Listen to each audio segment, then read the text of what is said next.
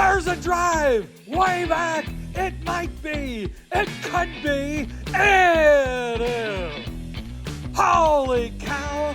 Welcome to another broadcast of Bricks Behind the Ivy. Here's your host, Jeff and Sean. Hey, Cub fans. Welcome back to another episode of Bricks Behind the Ivy, episode 10. And if you're watching on video, no, we are not wearing tuxedos to celebrate the occasion. We are wearing Cub stuff because that is the only way to dress when you're doing a Cubs podcast. Ain't that right, Sean? That is 100% correct. You gotta represent the Cubs. And even in the highs and lows of the season, which we had this past week, it seems like. Yeah, I think I'm going to need an extra session of therapy this week just to get two of those games. But, you know, I'm glad that I have that guy on speed dial. No name drops, so I can retain my privacy. But I am always Jeff Rogowski's Candid Cubs. With me is Sean Hot Stove Cubbies Chapin. And if you're watching with us on video, you'll notice we have a guest. Joining us today is IFG, Infield Fly Girl. She is a Cubs convert of the Sammy Sosa era. I am also guilty of those things, who fell headlong into Taiwanese baseball during the 2020 shutdown. Another thing I can relate to. And she's never met a bandwagon she didn't want to take for a spin. Thank you so much for joining us today. Thanks for having me on, guys. Yeah, so today we're going to go through our general week review of the games that we saw or wish we didn't see. And IFG is going to kind of give us some of her perspectives on what she's seen in the season as well. And then we're going to get into a conversation about some of the teams she follows outside of the major leagues in Taiwan and Japan and such, and give us her perspective on how Shota's performed and other people that we may want to keep on the radar as they potentially transition to U.S. baseball in the next few years. So, awesome. Without further ado, and without any objections, I think we're going to run through the box scores. Are you guys ready? I'm so excited. I love when you do this. It's funny that you love it. I've only done it once, so like this. I know. But I've listened to the podcast a few times, and I'm in amazement. The talent there, Jeff.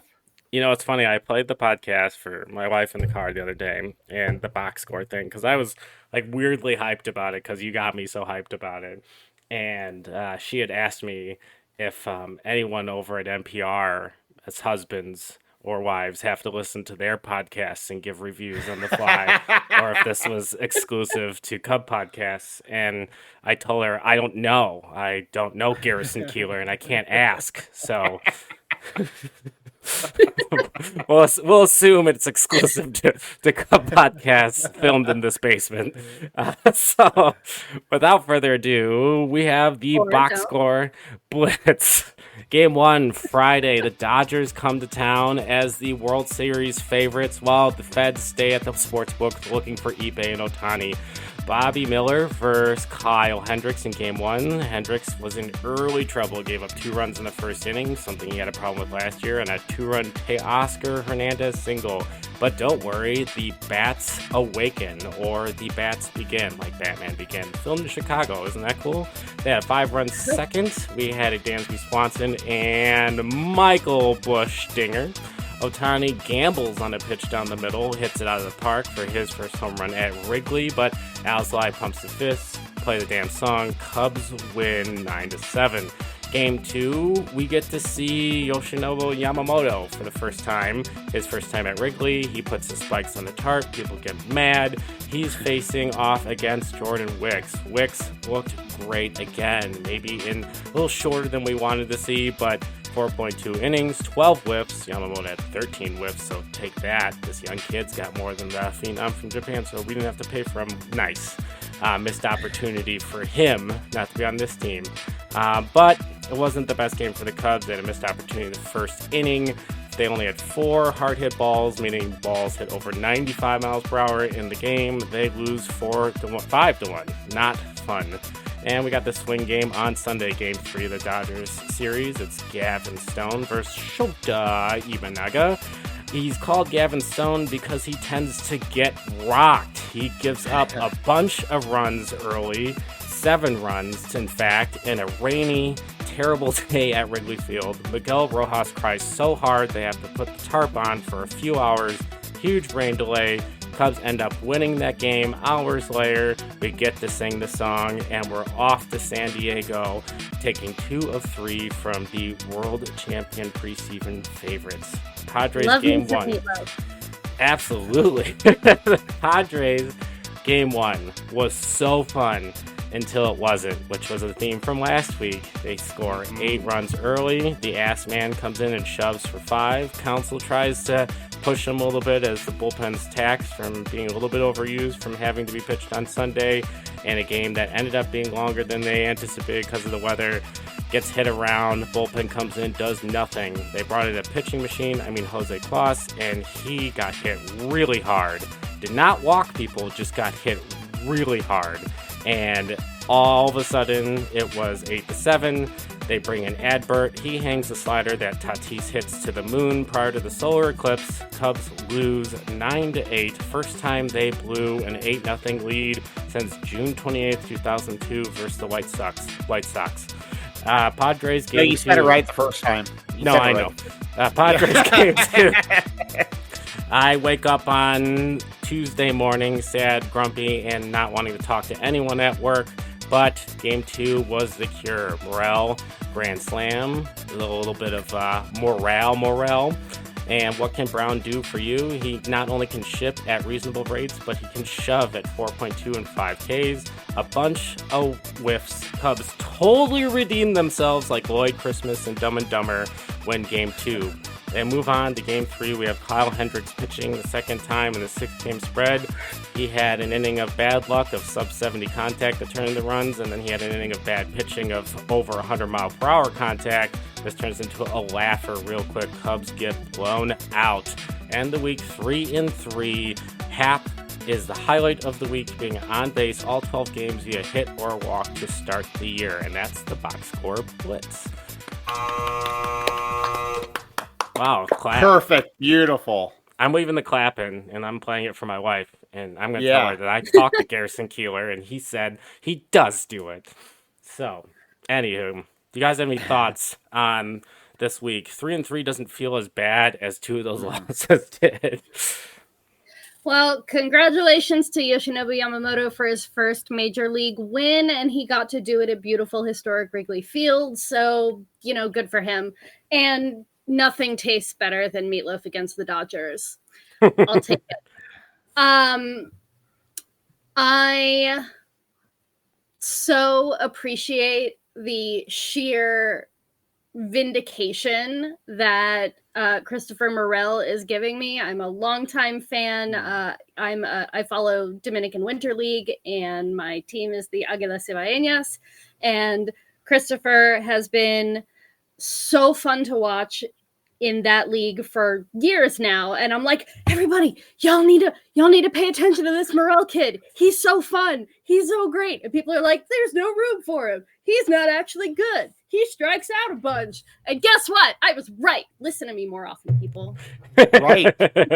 I like that passion because, Morel brings it every single day. My gosh. Smile on his face. Are immaculate.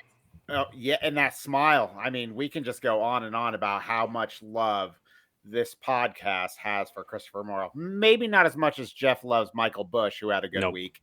But, I think he might be filing a restraining order here soon, Jeff. He has to meet me first to actually get that restraining order, but don't worry, I'm coming. I'll send your love when I see them in Seattle. Awesome. I was going to ask you that later if you get to go to the games this weekend. Yeah, I'll be at every one of them. Awesome. I'm going Friday, Saturday, Sunday. I would not ever miss my boys being in town. So I will be there. I will be there with bells on. I will be there with my Christopher Morel poncho, that lined fleece poncho that I've made to stave off the April cool, and I'm very, very excited. And I hope they do well, and they should, because the Mariners haven't been very good so far this season. Which is surprising. I mean, you look at that starting rotation, and you're like, why is that not good? Because I mean, because they can't hit baseballs. Yeah, that's gonna They hurt you. yeah, that's tough. they looked at Gold Glove winning, Gold Glove caliber, played 162 games last year and loved every minute of it. Gino Suarez, and said, we'd really rather not pay him that and bring on Luis Urias to play third base instead, and like cross our fingers that he doesn't disintegrate like cotton candy in a rainstorm by May. Yeah, I think it's really interesting. I think Sean and I were advocating it early days of the podcast a whole 5 weeks ago.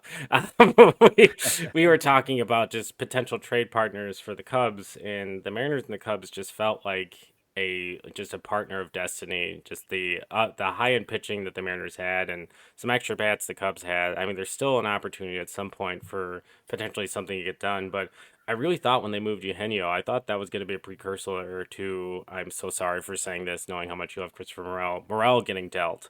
I thought there was no blame there. I have been saying, I do the Son Ranto show with Danny Rocket and Michael Cotton, and I have been saying for like all off season and maybe even a little bit before that, I was like, what would be a really great deal if like they traded Christopher Morel for like an Emerson Hancock straight up, because like then the Mariners would have an infielder who knows what a bat looks like, and we would have a starting pitcher in our rotation of defunct and very, very old, blessed, beloved starting pitchers like Kyle Hendricks. Oh boy. My who heart is breaking. I know, like, Yeah. here's the thing. Like, I love Hendo with my whole heart, and he is the last remaining member of our beautiful 2016 team. And I see the Hendo on your wall there. My son is named after Kyle Hendricks as well. Oh God! I did like this. I'm like the violinist on the Titanic with this one. Yeah, like, right. I'm going down with the ship. I don't 100%. care. And I said it online. Was it yesterday? And I stand by it. Like, I firmly believe that Kyle Hendricks should never throw a pitch in any other uniform. No. Yes, like, right. I don't care what you have to do. Give him a desk job somewhere and let him play with numbers or turn him into some kind of coach. He loves or other. numbers. He talks about them all the time. Numbers.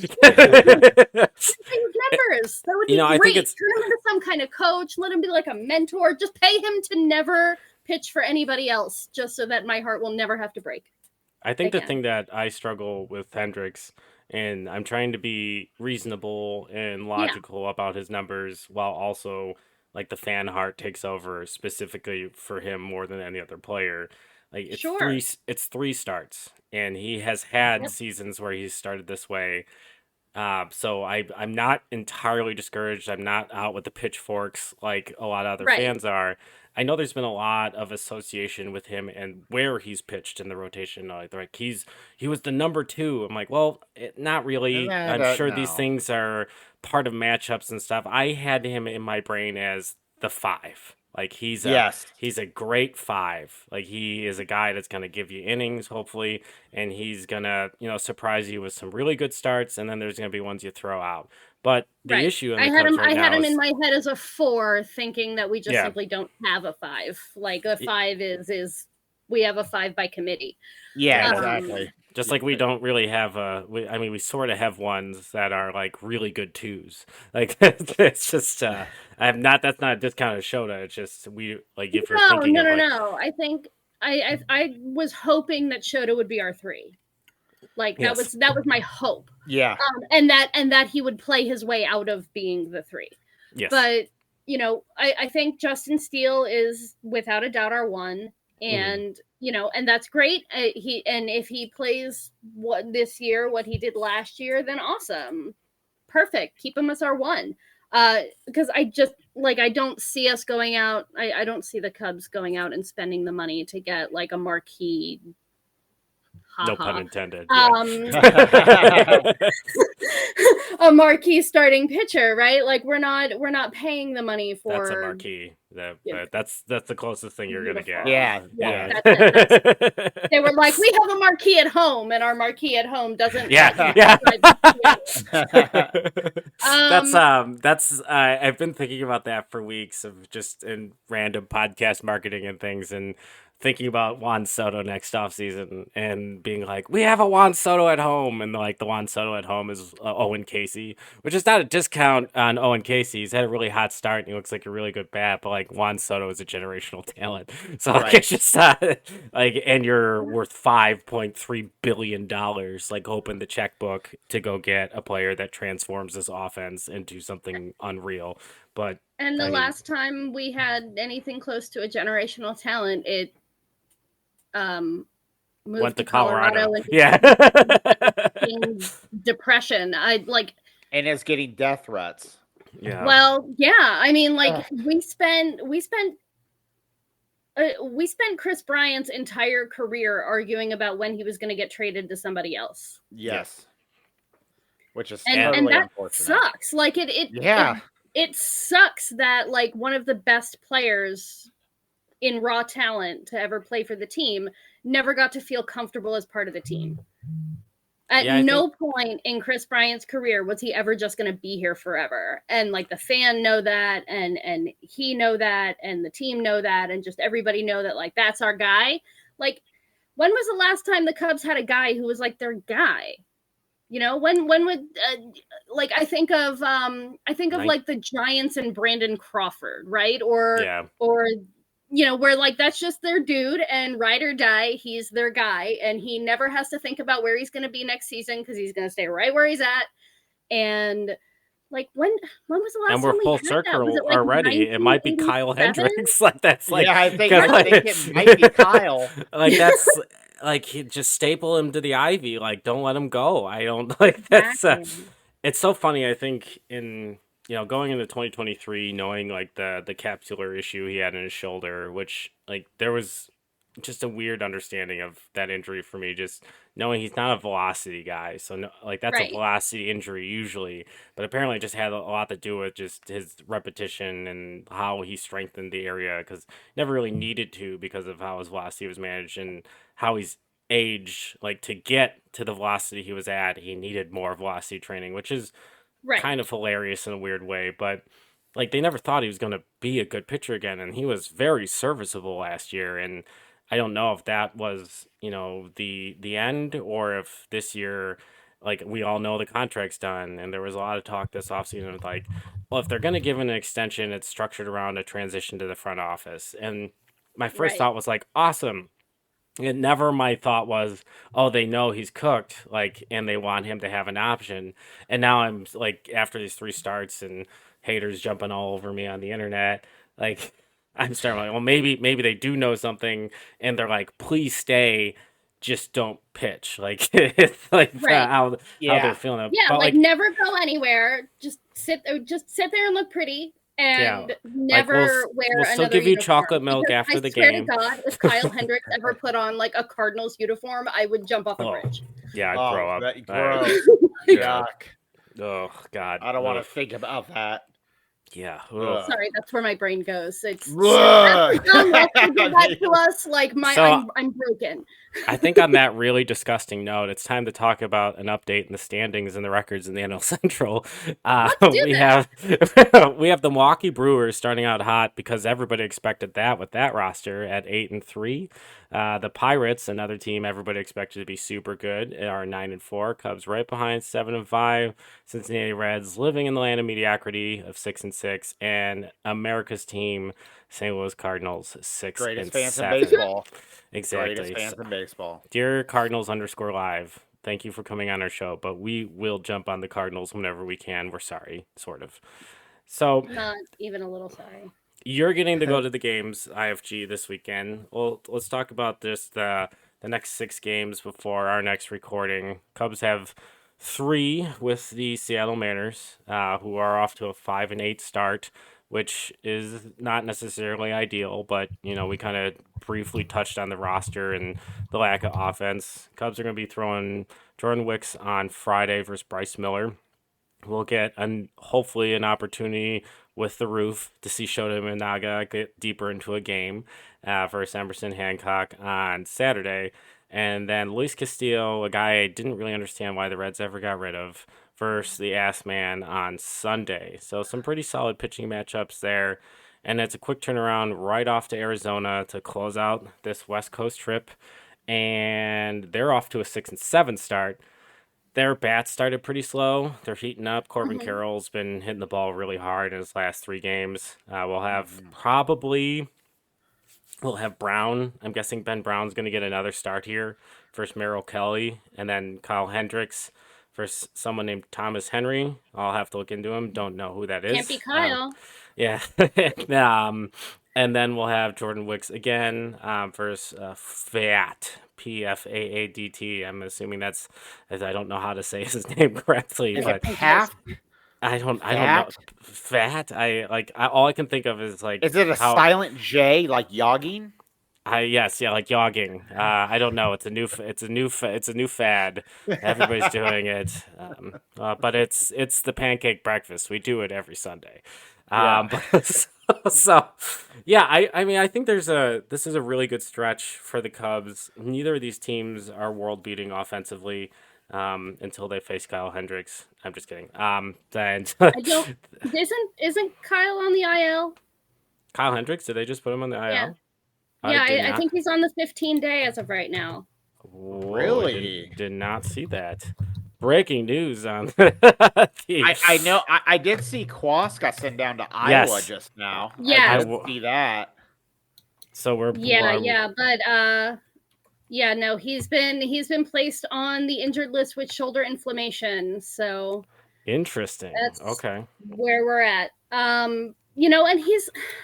I don't want to catastrophize too much. Like, he always kind of starts off the season slow, just like he always starts off every outing a little bit slow, like, the Kyle Hendricks first inning. But, gosh, it's scary. Yeah, I think, it's interesting, too, like, looking under the hood.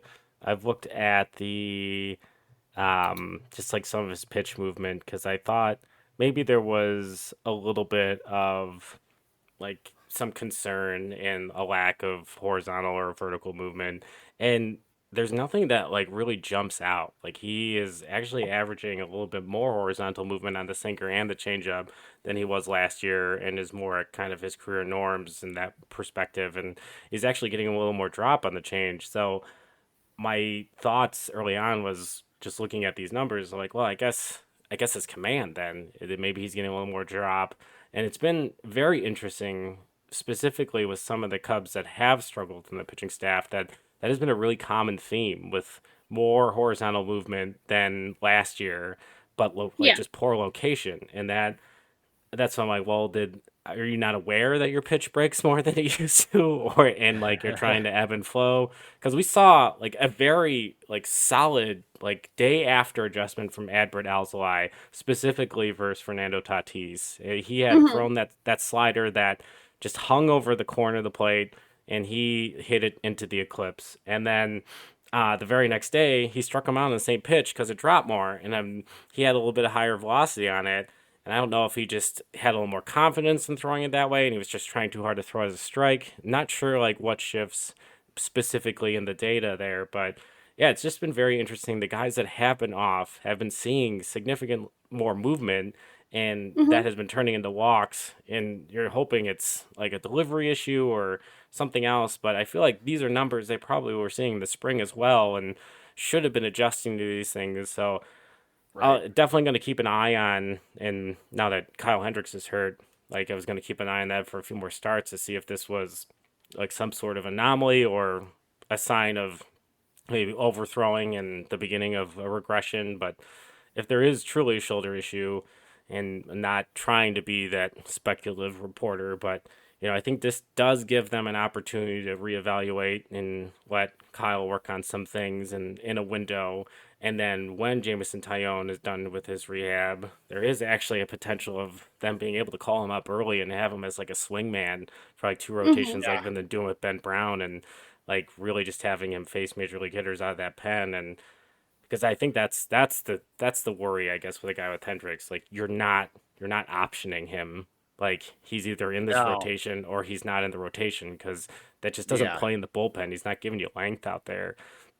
It's just either he's starting or he's done. Like that's what it is. There's no middle ground, which is what's And so even challenging. then, I don't see a situation where they're gonna, DFA him or anything like that. It just doesn't seem like something that this front office would do. I mean, I know he had a bigger contract, but we saw that same front office hold on to Jason Hayward as long as they did.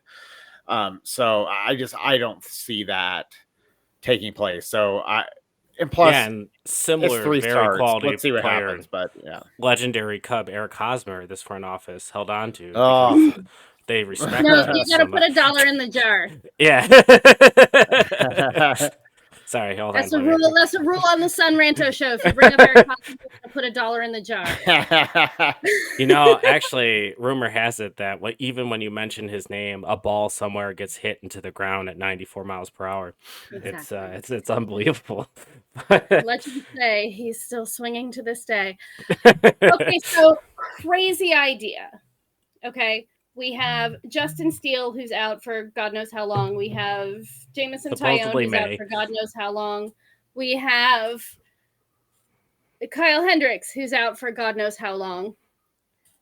What if, as like a personal favor to me, say, the Cubs just went out and like just cheekily, just for fun, gave Rich Hill a contract? Oh God, I thought you were going to say Trevor Bauer. No. I'm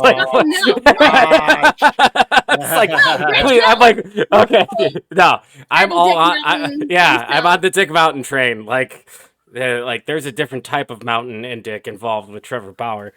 He's just a mountain of never. But Rich. Actually, I think that's not a terrible idea. I mean, he has been serviceable at what he has had as recently as last year. I believe he was in the Pirates last year. He was. I think I saw something.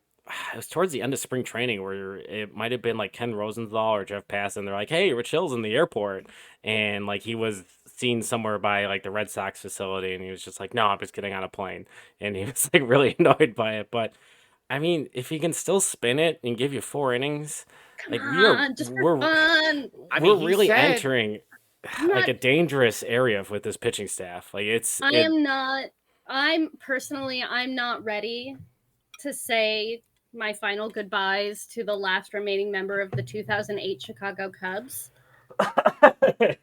And I think he deserves. They're not dead. They're just no, but they're all retired except yes, it's true. Rich Hill, who is not retired. He just doesn't have a contract right now, and he should, again, as a personal favor to me, if nothing else, play somewhere this season. Now he could, again, as a personal favor to me, come play in Seattle. And I think that would at least meet, if not break, the record for the greatest number of major league teams that a single player has played on. Or he could end his career where he began it, right here with us in Chicago. Sure. And I think that would be fun. I remember when he was on the team, and the first time I saw that guy's curveball, I'm like, this is the guy. This is it. Yeah. I was all aboard like this, and just never understood why it never turned into like this elite pitcher. He was a good pitcher, and just I loved watching that guy pitch. And yeah, I don't even remember how his tenure with the Cubs ended. Like, was he just a free agent and they just didn't sign him? Is it really that simple? He was a baby, so I know he had some injuries. Well, like he was a really old baby, but he was still a baby. Let me see here. He like a was with normal baby for 2008, but like now the baby's like Jackson Churio, who are like 20. Right. Yeah. He was 28 in 2008. He debuted at 25 in 2005, and then he went from us to Baltimore. I remember that. But that must have been like an off-season trade or something. Did he go with Sammy? No, Sammy was earlier than that. That was I can't remember when the Sosa era ended. It had to be like 2004, 2005. Man, we send a lot of stuff to Baltimore. Thank you for And Jake why not? Arrieta. And we get a lot of good from Baltimore. Exactly. We got 2 nearly Cy Young award seasons from Jake Arrieta, and then a really uncomfortable like disintegration of his public appeal, and one really terrible start in Milwaukee that destroyed the Cubs World Series roster. So, like we'll give and take what we got there. It's God there's some giveth and God taketh away. exactly. At least we'll always have the body issue. Yeah. So I think one thing that we generally do after this segment, once we've looked at what's coming, we'll take a step back and kind of talk about some things, dig through the ivy and find the bricks. And something Sean and I were talking about this week in some personal messages back and forth is the discipline and the on base percentage early on for this offense. I think when going into this season, the questions were about slugging, and Christopher Morel has been the answer. Maybe that should be his nickname. Maybe we should just call him the answer now on. I like it. I'm good with it. We'll move on. But he's been such a nice addition to the lineup behind Bellinger. Bellinger has not been off to a torrid start. His at-bats aren't something that I'm sitting here worried about. He's making pretty solid contact, and he is not striking out. There's still the good 2-strike approach. It'll come, but it has been nice to see guys pitching around Bellinger and just getting punished by Morel. Delightful. And I think it is important to bear in mind that Cody is kind of still finishing up his spring training right now, right? Yes, he got correct. off to a little That's bit a of a late great note. start. Yeah. And so, I'm not, I'm not throwing him out the window or anything at this point. And I think Cody will be fine, or he won't, and he'll be fun. Who cares? Yes. Either way, we got him, and nobody else did, and that's what y'all wanted, right? Yes, that's exactly absolutely for sure. Yes, we were on that train for. Yeah, I think it was our first episode. We were sitting and we had talked about the title of the episode was the off season, and we just kind of went back and forth of it's been fine, but there's so many guys out there, specifically Cody Bellinger, that just changes the narrative entirely of what the season can be. And if it doesn't happen, then we need to have a very serious conversation. It ended up happening, but yeah, he's the linchpin. And I was kind of, I don't want to say I was lukewarm about the situation, but I remember trying to just reel people back in a little bit. I'm Cody is not going to be the answer to all of your thoughts and prayers, because signing Cody Bellinger is a lateral move. We had Cody Bellinger last year, and now we have Cody Bellinger this year, and that is the same. That's not better. That's the same at best. That's if he performs as well as he did last year, which we were all a little bit surprised about, let's be honest. And if honestly, he does that again, I was not. I've been on the Cody Bellinger redemption tour train for 2 years, and I know I'm alone on that one. I always loved the swing. When Cody Bellinger is good, it's good for baseball. He's a fun player to watch taking that bat. And as soon as I heard that there was a potential he's getting DFA'd, I'm Cubs are going to get him, and the guy's going to rebound, and this is going to be amazing. And he did, and that was fun. But we do, it was the Dodgers who annoyingly seem to have this ability to make people who can't perform. Let's say Jason Hayward, Casper Hernandez, anybody that you don't want, the Dodgers are going to pick them up and then make them annoyingly good specifically against you. I don't know how they do it. It's devil magic. They can't be trusted. I forgot where I was going with this. Anyway, Cody Bellinger, yay. I think he's going to be fine. I think he needs a little bit more time to warm up. He's been, sitting on ice for a little bit too long. And I think it's going to be fine. And I love the fact that Christopher Morel is putting the fear of God into whatever is left of people's pitching staffs all over MLB. Yeah, that chase rate has been such a nice surprise. Yeah, and his walk rate has been climbing too, like just a little bit. And his at bats are really fun to watch, just like Cody's. He really fights in there, and when he gets his pitch, he's not really missing it. And when it's not hit out of the park, it's hit really hard somewhere. Yeah. His average exit velocity is still extremely high, and we're getting into a pretty decent sample size. We're exiting, as we like to say, the small sample size alert on here. Right. We're gonna be next week. The 10% of the season will be done. We'll be 16 games in, and we'll have 90% of the season to go. But 10% is enough to start talking about some of the trends. Maybe not necessarily for the pitchers, but definitely for the hitters, especially the ones that start. It's enough of a plate sample size to see where they're going and what they could possibly do. And yeah, it's been a nice surprise up and down this lineup to see guys, taking long at bats, taking walks. I think that has been.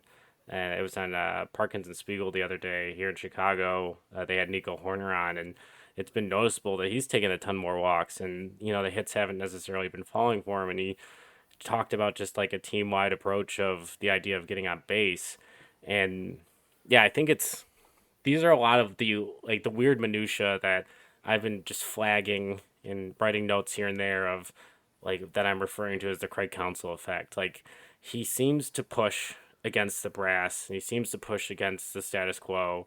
There's a lot of comments about that this offseason. Like Jed Hoyer even made kind of an off-color comment of he's afraid to call Craig because he's always challenging him on something. Which I love that. Yeah, where when he as it should be. Exactly. I'm sorry. I know it's sacrilege, but I've been a huge Craig Counsell, the manager, fan for quite a long time. I was saying back in like 2019, I think I've got tweets out there where it's like, hey, what if we snuck into Brewers camp in the middle of the night and just stole Craig and left Joe Maddon there? Just for fun. Like bag overhead. Bag overhead. Bag over his head, just pull him away. Just get him the Joe Maddon glasses. And just see if anyone notices. And it's interesting too because Jake McKibben, over from Brewer Fanatic, friend of the pod, we had him on for the Brewers preview episode, and that was one of the questions that we had asked him is, all right, well, now Craig Counsell's gone. You've lost your GM in Stearns. You've lost Craig Counsell.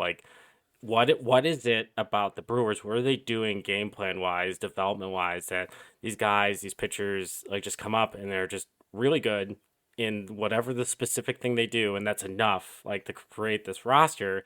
And yes, it's very early in the season, but it seems like it's still there, which makes me feel like it's not just Craig, or based on some of the things I've read at The Athletic from Sahadev and Patrick this offseason, Craig's fingers are everywhere in this organization. They would come into the office and they found him in a sweatshirt, breaking down the Ivy computer.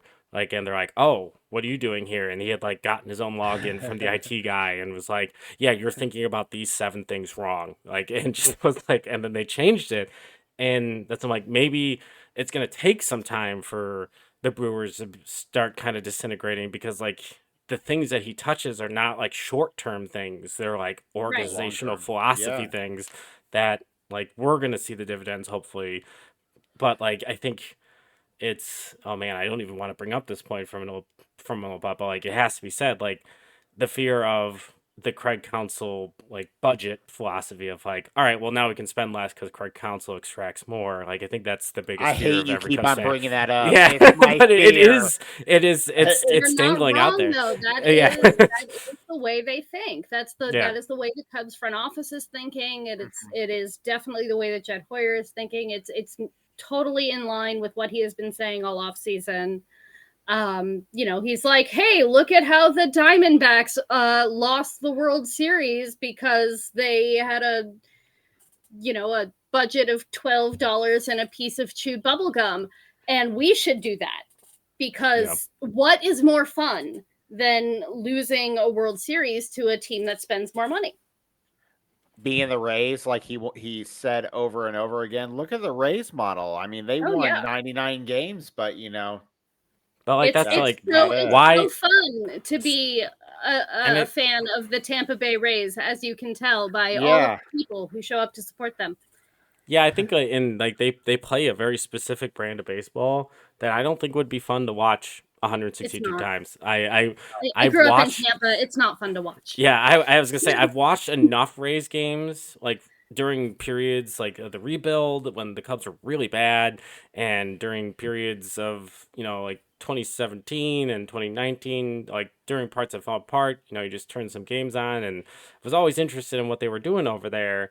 And yeah, that's just like the opener thing and the constant pitching changes before the rule changes, and like just completely different lineups and just no attachment to any human being there, but like winning a ton of baseball games because of how they played the odds. And I think we saw that just kind of like the overthinking and the overmanagement and like a small sample size with the Blake Snell decision in the World Series versus the Dodgers. The guy was rolling. Like I understand, like he was rolling. I would have left him out there. Like 100% would have left him out there. Like growing up at Tropicana Field watching Rays baseball, when Joe Madden took our team to the World Series, I 1,000% convinced we were going to lose. Game 7, he's going to bullpen manage us completely out of this game. I've seen it happen. He's already done it. He tried his hardest to do that in 2016, but like Trevor Bauer played with a drone, and they didn't have an extra starter, so the Cubs won that World Series. Like I'm gonna say that out. I'm gonna say that out loud. Like it's like that's Joe Madden did not win that World Series. Terry Francona ran out of bullets. Like that's we won that series in spite of Joe Madden's management, and you can hoist me by my own petard over it all you want, but I will die believing that. No, this is not a lonely camp anymore. Like I've thought about that, and I had some friends, or coworkers at the time that were from the Cleveland area, huge now Guardians fans, and like they were just destroyed. And I was looking just through that postseason, like they just ran through that formula, and the Cubs got to see every one of their elite bullpen guys on a little less rest, like probably one more time than they should have, and that was the difference. That was everything, and it was because they didn't have another starter. Like it was, and it's just they don't get the Kluber. If they had they saw him twice and couldn't hit him, if they saw him a third time, they could. Like it's the third time through the lineup philosophy. Like it's not. Oh man, but let's not go down that road. So going back to the original point, the on base percentage for this team is very high. Ian Happ at the top of the lineup with the on-base streak, awesome. And it's hard not to immediately think of the 2016 team and the Dexter Fowler when you go, we go. And it definitely feels like that approach is so far kind of just cascading through the lineup. And that has been nice to see a team that is clicking this way offensively. And it is. I mean, it's fun to see. It's fun to see Seiya Suzuki doing the damn thing. That dude is, I mean, I'm a huge fan. I remember, I think the first time I really paid attention to Seiya Suzuki was in the 2019 Premier 12. It's an international tournament that happens on the off years between World Baseball Classics. And I was like, who the hell is this guy? I don't know who that guy. We gotta get that guy. Whatever that is, I want that on my team. And now we have that on our team. And not only do we have it on our team, but he's playing up to that too. And that is night day different. A delight. That's the benching or the rest last year. Since then, just the guy that I thought they signed. I knew there was going to be the cultural adjustment, the U.S. and to the pitching and the schedule. And then he came out and just buzzard luck on that injury. This start last year, just looked like he was ready to go, and then got that. I can't remember the injury, the specific body. Oblique. Took him out of the World Baseball Classic. Yeah, just all of his friends got to win without him. He's whatever that. I'm never doing that again.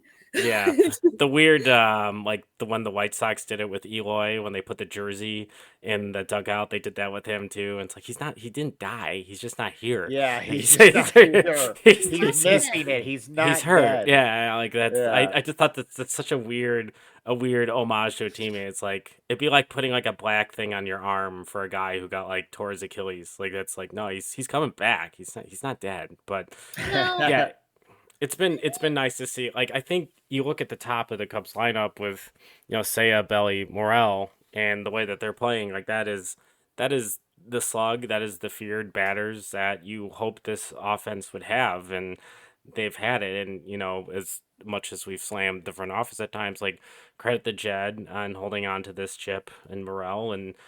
Giving the money to Seiya Suzuki and kind of yep. seeing potentially the potential there, and Yeah. yeah, getting Bellinger back here, and it is a stopgap for other options they want to try in center field. But while he's here, we'll enjoy watching him play and stare weirdly high into the mist between innings, and yeah, well, it'll be nice to see, and yeah, it's just the vibes of the 2016 offense is there. It's just yeah, I think the pitching depth is being very challenged very early. And Yeah. I would have argued a few weeks ago that there was no necessary need for like a Jordan Montgomery. It was definitely a want. And now it's just like, well, there was pitching out there that could have covered Available. innings. Yeah. And it's Yeah. and there's Michael still like Lorenzen even. yeah, I mean, exactly. That's like just major league quality pitching out there for the price of money, which was always supposed to be like the Theo Epstein school of thought of like using actual liquid capital versus player capital Yeah. to acquire a player was the preferred method. And that Right. I mean, at the and time, like you didn't have a whole lot of player capital that you wanted to get rid yeah, of. correct, And, yeah. and we are there right now. We're kind of more at a place where like there's a whole lot of player capital that like nobody wants. So it's only money. Like buy the guy with beer bats. Figure it out. Um, what do Yeah, y'all it's- think about Shota though? Yeah, I think that's a good transition. I love him. Yeah, I think What a delightful human being. He showed up Right. and he's like, I have decided I live in Chicago now. I am going to become more Chicago than a deep dish pizza. yeah, it's true. And he's so Chicago. He might even be like a thin crust tavern pizza. Like he'll be back. Don't worry. He pops on it up. But yeah, Shota is he. I think they did him a service by having him start that first game at Wrigley, so he can play around with that high fastball, and he got. Beautiful. And I'm sure they know more than I would know that that he would have a second start when it was still probably cold at Wrigley when he got that Dodgers, and this is a guy that's going to adjust to the league, and even in that start, he took down Shohei obviously, which was a really cool moment. And he has looked very, very good. And his fastball was, just has enough velocity and weird movement at the top of the zone. And he was pushing it even in that start versus the Dodgers. And like to me, I think that is a nice reflection of like how good he can be this year because that Dodger lineup is relentless. It is relentless, which is another reason why I was so impressed with Jordan Wicks that weekend and his 14 whiffs. Like, yeah, he only threw 4.2 innings and he really had the work, but like that is a lineup that like you can go back to the dugout with 7 Ks and 4 hits and 4.2 innings and go, yeah, that was a good day. Like that is not, there are no breaks. There are no breaks. It's no breaks, all gas. They're all the way down, up and down. Not Jan Gomes gas money, like actual gas money, just all the way through. And Shota still hasn't given up a run, has he? No. Nope. Word. Just keep it up. It's like 162 more games. It's fine. You got it. Exactly. That futures bet I have on him winning Rookie of the Year is looking pretty damn good. But yeah, I think he's exactly what this rotation so far is. When Sean and I discussed, was he is exactly, what they needed at the top of the rotation. he is swing and miss, which we haven't had swing and miss on the rotation as much as we would like. And we also just like need a guy that can eat some innings, which I'm hoping as he transitions, that's going to be like something he can do, because as much as Marcus Stroman was hurt the 2 years he was on the Cubs, he still averaged 140 innings, and that's 140 innings they needed to replace. And Yeah. that number is feeling larger and larger as more starters go down in this rotation. You sound Yeah. so sad. Okay, but Yeah. there are good things because he hasn't given up a run yet. He led, I believe, if not the Central League, then all of NPB last year in strikeouts. The dude is good at hurling that rock. And I'm glad that he's doing it for us. He's a lot of fun. You know, he wasn't the showiest NPB posting, and he certainly didn't take in the most money. But he is a legitimately like really good pitcher, and he seems to really want to be a Cub, and that I appreciate. I believe, I always say I believe in both the science and religion of baseball, and I think player vibe is so important to team success. Yes.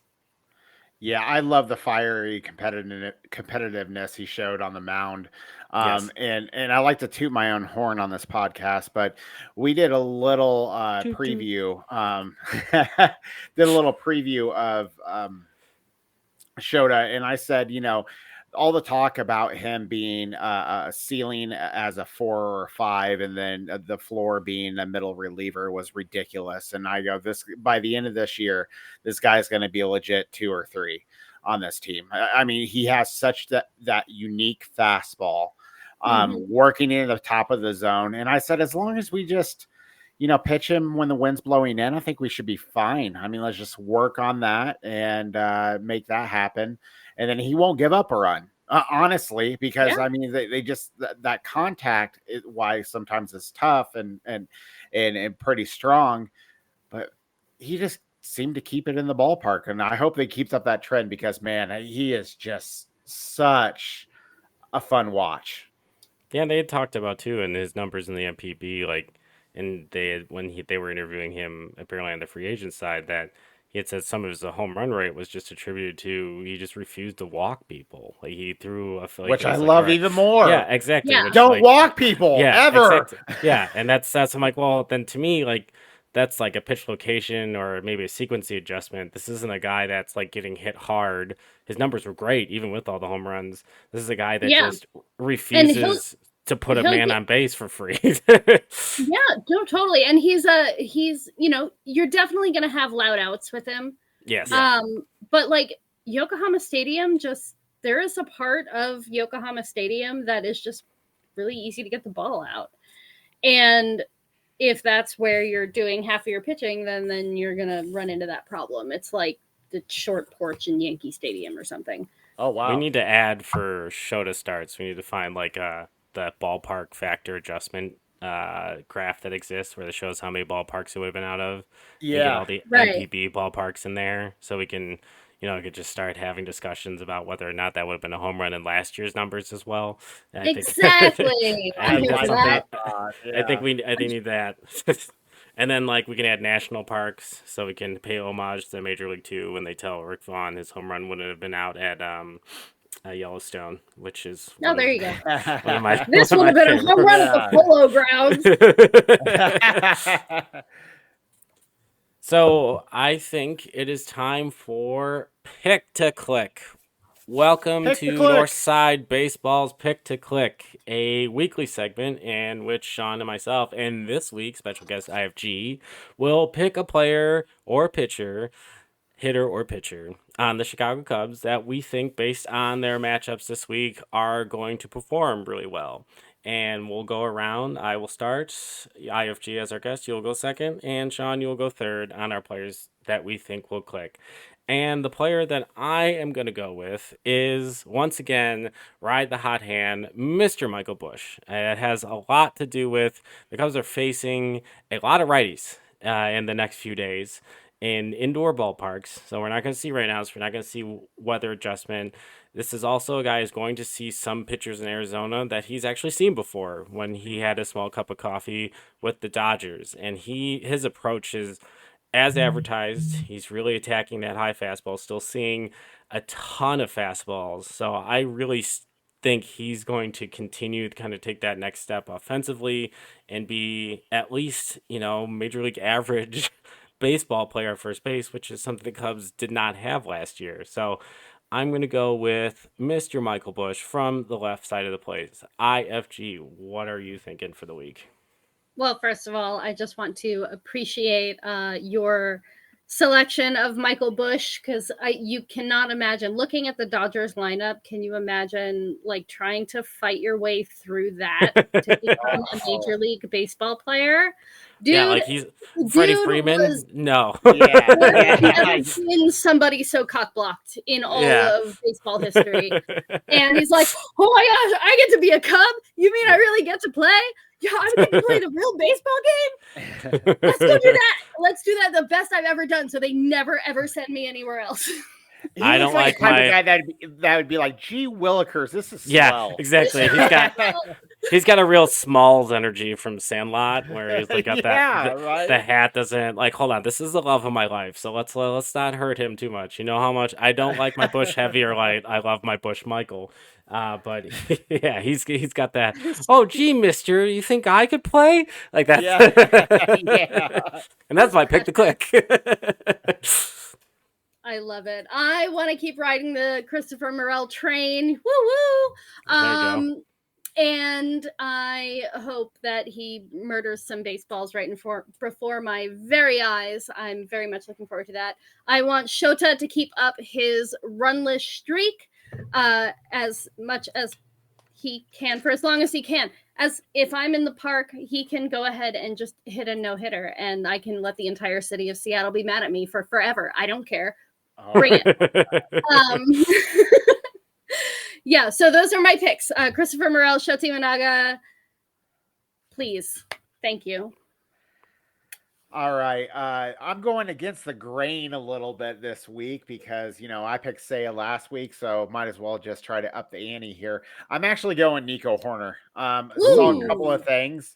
His high walk rate, that looks good. He's starting to hit the ball the other way a little bit. It seemed like he was a little pull heavy and missing some really good pitches in the middle of the zone right before he got that sit down to think about things. He seemed to be putting the ball the other way. I think we're just going to see a Nico type stretch. We're going to see him hitting the ball the other way, getting on base, stealing some bags, and putting together some good at bats. So Nico Horner, you're my pick to click.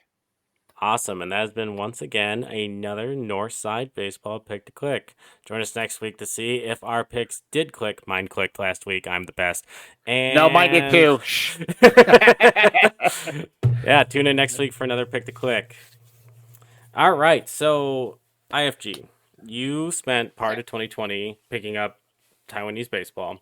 And you have followed baseball overseas for a number of years. Are there any players that are standouts, favorites of yours? I know Kosuke Fukudome is one that I know that you have a lot of affinity to. You're wearing his jersey for those who are watching, which I encourage you to watch the YouTube of this podcast so you can see all of our cool backgrounds and her cool jersey. There we go. See? Right now, if you're listening right now, you could have saw the jersey, but you didn't because you're not watching. Watch the YouTube. All right. So anywho, are there any other players that you think this year in the different leagues that Cub fans should start paying attention to that are going to start coming up besides, some of the obvious like the Roki Sasaki and I can't think of the third baseman's name that was in the World Baseball Classic that is Munetaka Murakami. That's it. Yes. Are there any others that are kind of worth noting at this point? Yeah. Tons. Oh gosh, so many people. I'm trying to think off the top of my head. Let's sort of start at the Cubs level and work our way around. If you're wanting to get into watching baseball overseas, and you are already a Cubs fan, which I assume you are if you're listening to this podcast, a good place we accept to start all fans, but yeah, Cub fans are preferred. Yeah, but if you are a Cubs fan and you're interested in watching baseball overseas, a really good way to anchor yourself is to find a Cub that you like that's overseas. That's kind of how I got started watching overseas baseball. Kosuke, he's my favorite. He went back to Japan, and I just sort of chased him over there. And, it's really hard to watch NPB baseball in 2014. And that's just kind of how it goes. So I was reading a lot of box scores and stuff, but it's a lot easier now. You don't have to be like me. You can actually watch baseball games. So let's see. There are Cubs out there right now. We sort of traded with the Yokohama Bay Stars a little bit. We got Shota Imanaga, who was like their number 2 pitcher last year, and Rowan Wick is over there right now with the Yokohama Bay Stars. I'm in the middle of like a little merch transaction with a Bay Stars fan over there who's a big Imanaga fan, who's buying an Imanaga Cubs jersey, and then I bought a Rowan Wick towel. These are towels, by the way. You can see. These are rally towels. You bring these to the ballpark, and then you can hold them up and wiggle them around, and you don't have to like make your own little cardboard sign to tell your favorite player that you love them. You can just buy a towel with their name on it. That's really cool. Is that is that a very common thing in the baseball overseas? Is that like how they show their support for different players? Absolutely. So this one here that I'm holding up, it shows number 11, the catcher Lin Hong Yu from the Rakuten Monkeys of the CPBL. I have Go Yen-wen up there, who was a Reds prospect back in the day. Other CPBL players who used to be in the Cubs system. We've got Chen Hong-wen, who is a pitcher with the Monkeys right now. And let's see if I can remember how Pat Hughes used to say his name. Jen Ho Sang. I was going to say, I thought that is how you pronounce his name because of Pat Hughes, and I'm like thinking how you said it. I was like, that's probably correct, but I think we're thinking of the same person. that is probably what his little paper said to say. The Americanized way of saying the name. Catfish. We can just call him Catfish. So Catfish is pitching for the Rakuten Monkeys as well.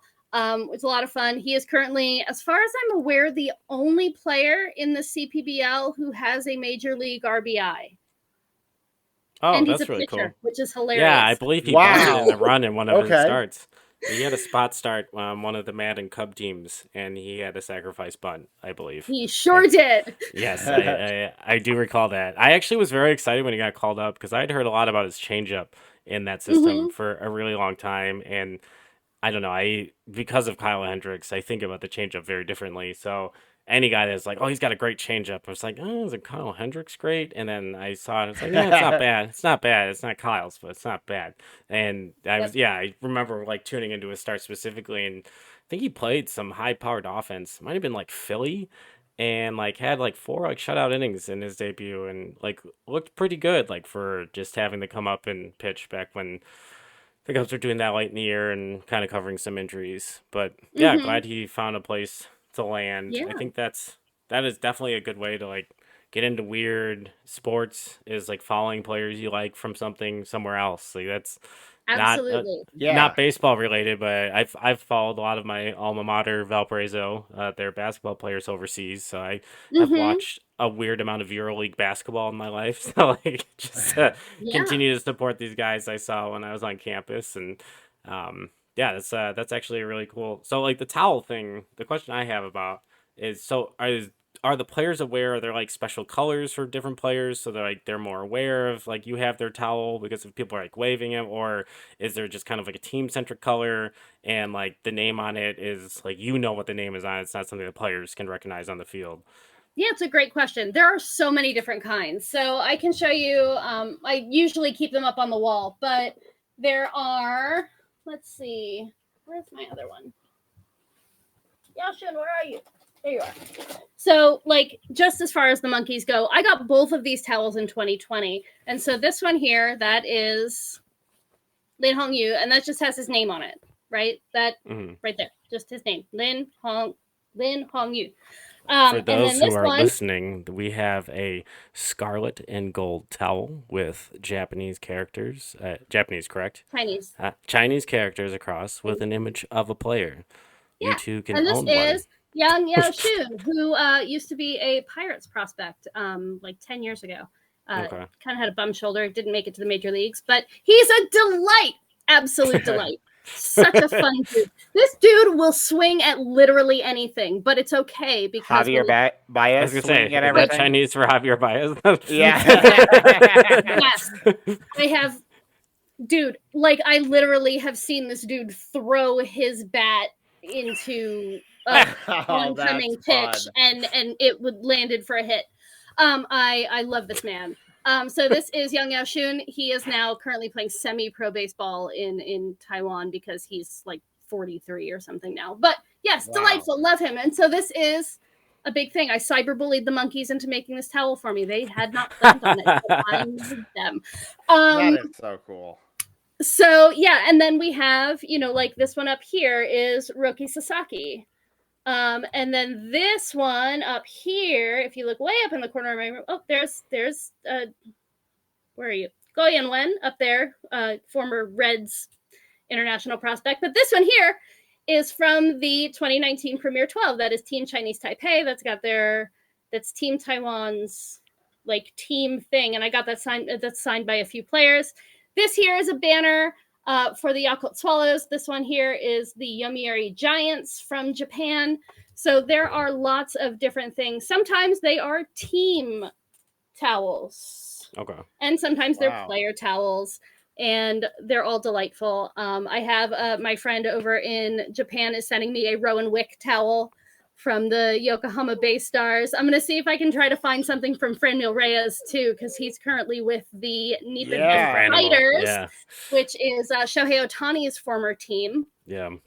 So Franny Mal is over there. He's already hit his first home run. That's very exciting. There are some great players on the Fighters, by the way. Do you remember, you guys have been around for a little bit, do you remember... Is that an old joke? That's how I hold on. Wow.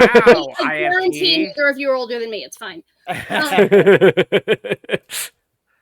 So, do you remember the 21st night of September? Tsuyoshi Shinjo from the Mets? Yes. Does that name sound at all familiar? Yeah. Yes. So Tsuyoshi Shinjo is now the manager of the Nipponham Fighters. This dude is so extra, it's ridiculous. Like, season before last, Wait, was Shinjo, was he an infielder or was he the relief pitcher? Outfielder. Okay, Yep. Oh, no, I'm thinking of Shinjo Tatsu, the closer for the White Sox, the short. Oh, yeah. Yeah, so that's, I'm not. No, Shinjo is like as extra as they come. His first year as manager for the Nipponham Fighters, he literally like flew into the home opener on a whole fucking hovercraft. What? Because why wouldn't you? He had his name officially registered in the NPB register as Big Boss. Jesus. Oh, I love that. Okay. He's like the meta world piece of NPB baseball. I love it. As far as, but like for players, the Fighters are also really great to watch for players. So the Fighters now are a Pacific League team. There are two baseball leagues in NPB. There's the Central League where the Dragons and the Yakult Swallows play, and the Yomiuri Giants. And the Central League is kind of like, welcome to baseball, set your clock back 35 years, we don't do streaming. Oh, wow. Which is so hard. But the Pacific League is like, hey, what if you gave us money and we let you watch baseball? And so that's a lot of fun. That's a nice exchange. Baseball even better. Yeah. Because the Pacific League has allowed a group of people to do on a delay, so it's like happening during our awake time. I have to wake up at like 3 a.m. to watch baseball. Y'all don't have to do that. You can go to Pacific League TV on YouTube, and they have on delay Pacific League baseball games with English commentary overlaid. Oh, wow. Wow, that's cool. So that is a really good way if you just want to like sort of dip your feet into watching baseball. From Japan, highly recommend the Nipponham Fighters. They're a lot of fun. Do they win all the time? Not really. Do they have Chisei Minami, who is just a blast? Yes. Watch Chisei play baseball. He's fun. Watch, let's see. Gosh, you've got the SoftBank Hawks. Are a Pacific League baseball team. So like if you want like your Yankees, your Giants, like your Yankees and your Dodgers, like your guys that have a whole lot of money, so they have a whole lot of resources to put into training, so their baseball players are like good or whatever. Then you're looking at the SoftBank Hawks and the Yomiuri Giants. So go ahead and watch the SoftBank Hawks. They've got Kensuke Kondo. Kensuke Kondo used to be a fighter. Now he's a SoftBank Hawk, and he's so great. He's so good. He's so fun. Just a delightful person who knows how to put the bat on the ball. And these are things you can watch them for free. You just go on Pacific League TV and you can just pick any game. And you just watch them, and they have the English commentary, and it's great. I love. So if I heard you correctly, you can get Bricks Behind the Ivy and NPP or Pacific League Baseball for free, both on YouTube. On YouTube. As simple as just going on YouTube, searching those two things and subscribing to both of them. Yeah. Pacific League TV. What if Bricks you don't Ivy. subscribe to Bricks Behind the Ivy? Then you can't get the other baseball. That's what I've heard. You don't want to gamble there. You should probably come to our I think you should probably try it anyway. But yeah, you need to do both. And then when you're at it, go ahead and look up the Wei Twin Dragons. Go ahead and look up the Taiwan Steel Group Hawks, which is a brand new expansion team in the CPBL, which has saved my sanity by giving us a 6-team league instead of a 5-team one where the schedule was mind-numbing. Now we can just like watch 3 games a night because there's 6 teams, so everybody gets to play instead of like everybody always there being a team that has a bye day. That was wild for a few years where the CPBL had 5 teams. Oh wow. Yeah, that's even numbers, please. Leagues. If you are a baseball league, please have even numbers. Yeah, that's like a community softball league. It's like, nope, you don't play. You just take the beer home, guys. You don't play this weekend. Yeah. But yeah, no, and I know I get like over exaggerated and I'm not being very clear in what I'm saying, but my point is, if we're gonna circle back around to a point, there is so much fun baseball out there, and a lot of it is really accessible for free. And then if you want more of that, there are ways where you can like give somebody money and they'll give you even more baseball. And that is a lot of fun. I love baseball in all of its shapes and sizes. Of course, I love MLB. I'm a huge Cubs fan and have been for, God, it's been more than 25 years now. And while MLB is amazing, there is so much fun to be had in these other leagues. Yes. There is a whole different fan culture in you have, in Taiwanese and Korean baseball specifically, you've got like cheerleaders who. Oh my gosh, I was going to hit on that IFG. I will never miss a chance to talk about my girls. This is an amazing part of Taiwanese and Korean baseball culture that I just love so much, is that every player has their own unique support song. Oh yeah, that's cool. So instead of having a walkout song, they have a cheer that's made specifically for them. The cheerleaders have taught the crowd how to do this cheer. So you, instead of just like everybody being like, all right, yay, we're listening to Sanitarium for 10 seconds again. The entire time this dude is up at bat, people are like, they're doing their claps. You've got the whole thing. People have got their little, where are they at? Their little Sean, cheer sticks out going unrelated. back and forth. I now have an idea for our podcast. Excellent. Sean's really good at talking about the Cubs. Sean's really good at talking about the Cubs. Sean's really good. How's them Cubbies?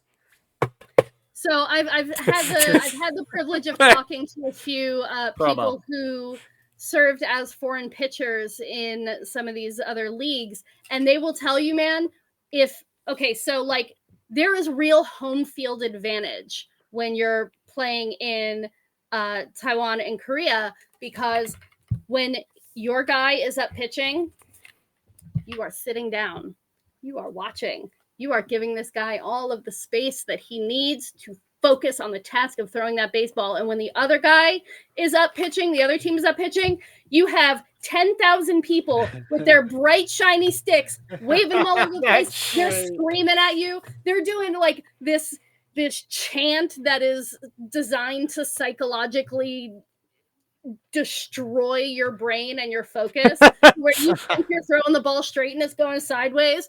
And that is a whole thing that they have to adapt to.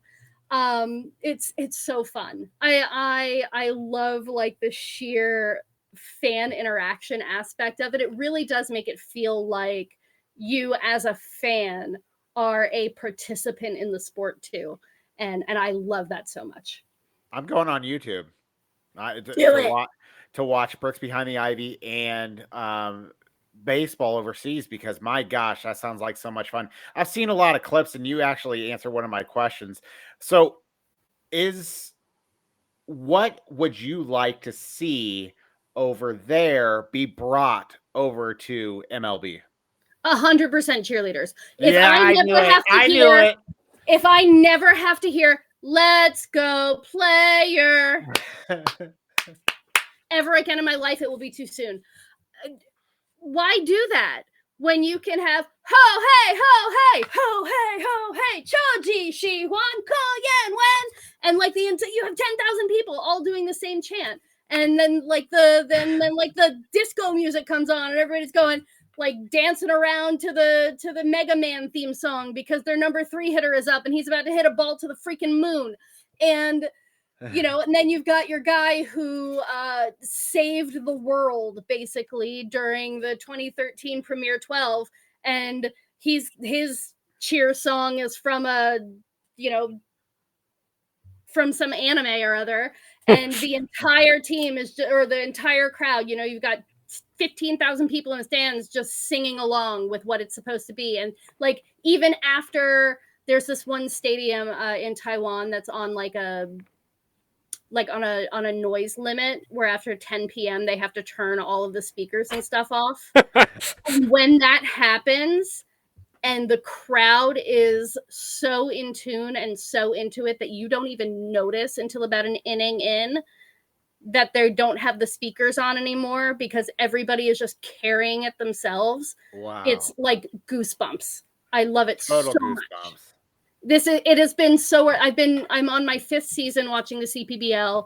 It is absolutely 100% worth waking up at 3:30 in the morning to watch baseball. To me, I mean, like y'all, I'm nuts. Don't listen to me. But meanwhile, in the United States, it turns out we just all learned that if you cheer for a player that's struggling, they start to play better instead of booing them. Imagine. Hooray! Yeah. And I think it's a good place to stop it for today. And we really just want to thank you for your time and coming on and kind of giving us a glimpse into the other types of baseball that are out there and how to support Cubs that maybe aren't still Cubs but are still playing, or find the next future Cub, like where guys like Shota and Seiya have come from. And Roki Sasaki is going to be a name that you're going to hear a lot this offseason. So why not try to pay to watch him pitch? And there's already the rumors that he's pre-signed with the Dodgers, but it only depends on the odds and what Ippei got. But that being said, I do want to clarify something. If you're on Pacific League TV and you're looking for Roki Sasaki, you're looking for the Oryx Buffaloes. There you go. Thank you so much. That's good. So I just saw a tweet that Sports Illustrated irresponsibly shared that Kyle Hendricks is on the injured list. He is not on the injured list. Did I hear that? And they think it might have been an AI article of using some algorithm of tweets of saying he is injured and terrible, and then made the conclusion he's on the injured list and published the article. There is no truth to it. So Kyle Hendricks will get to pitch. He is not hurt, which is good because this is a rotation that literally just needs bullets, no matter the gun. So this just in, don't trust Sports Illustrated. Yeah, exactly. Yeah. Which is, if you told me, little old me, 15 years ago, when my mom was probably taking out that swimsuit issue, didn't even know it was a thing, that Sports Illustrated would become the just heap of garbage it is of unreliability, I would just been blown away. That was one of my favorite sports magazines for a really long time. Yeah. But once again, this has been another episode of Bricks Behind the Ivy. Any final thoughts, Mr. Chapin? Let's just get more than a 500 record here with Seattle and the D-backs. And IFG, thank you so much for being on the show. It's great hearing about baseball, your passion towards the Cubs and baseball in general. So come back anytime. Thank you. Thank you guys so much for having me on. And to the Cubs, let's get some runs. Yeah, absolutely. Let's see. Let's hopefully the next time we record and the Cubs are playing the Marlins mid-recording, we'll be talking about a pretty successful West Coast trip. Until then, go Cubs go. Fly that W. Fly the W. Well, that's going to do it from here, from Bricks Behind the Ivy. This is Harry Carey. We know you've enjoyed the broadcast and the outcome. Be sure to share, like, and subscribe to this wonderful broadcast that they've done and the podcast going forward. Be sure to also check us out on YouTube and Instagram and whatever else is out there on the airwaves. And we want to thank Jeff and Sean for putting this all together and keeping us all Cub fan entertained with their knowledge. You know, I also love to always say that Jeff's last name spelled backward is Sikasugar. And Sean's is Nipak. Boy, oh boy, it never gets old. Well, that's going to do it from here. So from all of us here at Bricks Behind the Ivy, this is Harry Carey saying, go Cubs, holy cow, and so long, everybody.